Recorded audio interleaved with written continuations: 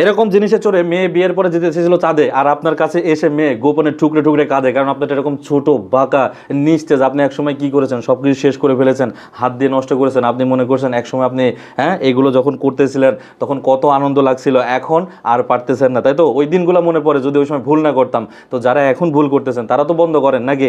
আর যারা বিবাহের পরে সমস্যা করে ফেলেছেন, এরকম ছোট হয়ে গেছে, তাই না? এরকম ছোট, এরকম মোটা লম্বা শক্ত নাই, একটা মেয়েকে ঘরে নিয়ে এসে, হ্যাঁ, তাকে কষ্ট দিতেছেন।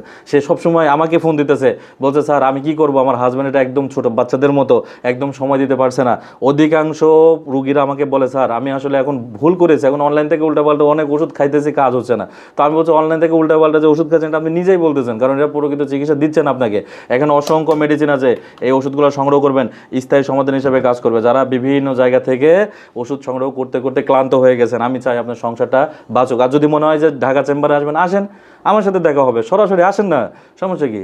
রোগ হয়েছে আপনি ডাক্তারের কাছে আসবেন না ভাই?